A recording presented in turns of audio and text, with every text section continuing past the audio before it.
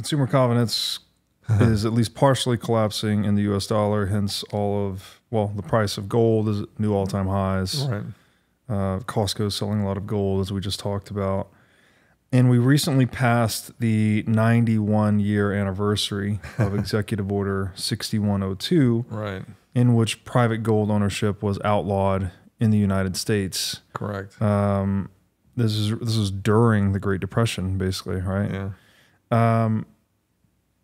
I guess maybe what are your views on Executive Order 6102? Like, why did that happen? Why did the government outlaw private gold ownership?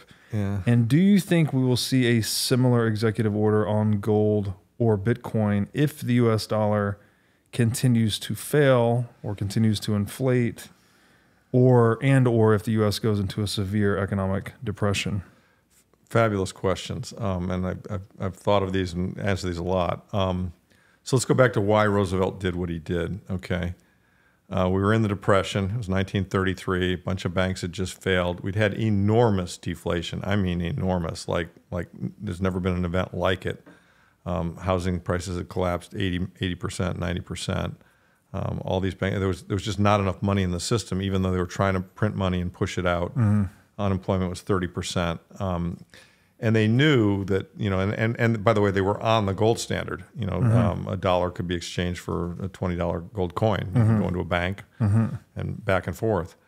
And they knew that they needed to get out of this deflationary environment, and they knew that they were going to need to inflate, and they knew that to do so, they had to push up the price of gold. Mm-hmm. And so what Roosevelt did was he realized, and this is, frankly, it's criminal behavior, and my grandfather hated him for it.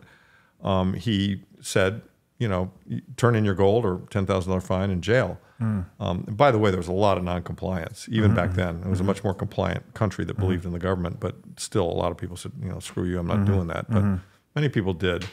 And of course, soon after he turned it in, he revalued it from the $20.67 to $35. And so it was a 70% devaluation of the dollar in gold terms, and then went back on the gold standard, but made it illegal for Americans to own it. And so it was really a way of reinflating the currency and getting out of the deflationary event that had occurred. And by the way, that event occurred because of Federal Reserve violating their charter. And Federal Reserve was formed in 1913. 3 years later, World War II broke out. Right. They immediately violated their charter and printed money to help finance the war. And then they kept going, and they held interest rates artificially low, which is what created the bubble in 29.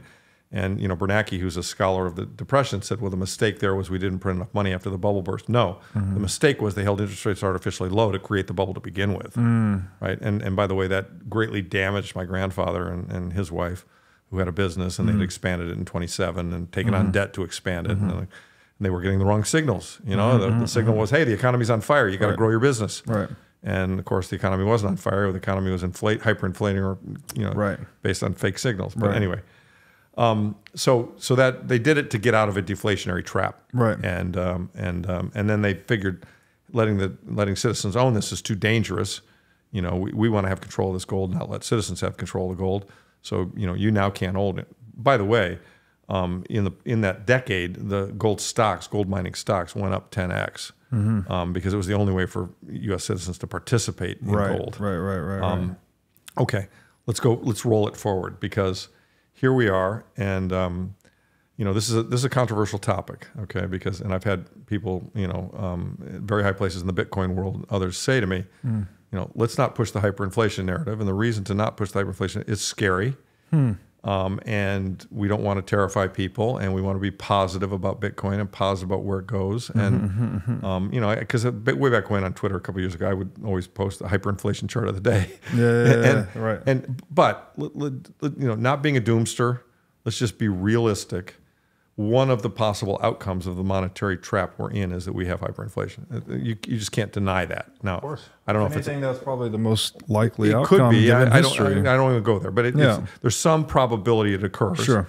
In a best case scenario, we will have high inflation and transition to sound money, and that's what I'm rooting for. Okay, because hyperinflation hurts a lot of people. I don't want to see that happen. Yeah. But to pretend like it can't happen, I think that's naive too. You're sticking your head in the ground. Of course. Okay, let's move to the government.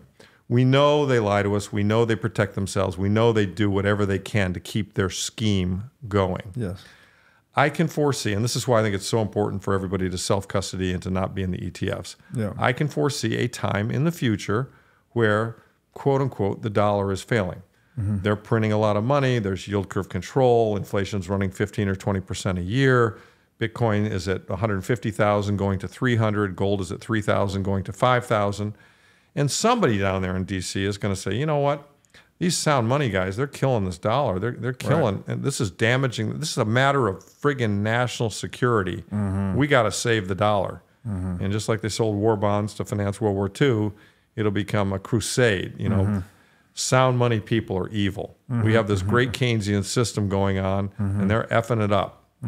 So, you know, we've got a solution to that. We need to tax gold capital gains at 90%, tax Bitcoin capital gains at 90%, and maybe make them turn in the gold. Of course, no one owns gold anymore. So, and it would be, you know, all the armed people that are buying at Costco, they're not turning in the gold. I can assure you of that. It's over their dead body. But, you know, and they might say, by the way, and we're going to grab all the Bitcoin. And you know, there's some who think very conspiratorially, it's possible that they let these ETFs go through with the idea that we would much rather have this in a system that we can control and call in than have everybody be a hodler with their own self-custody solution. Right.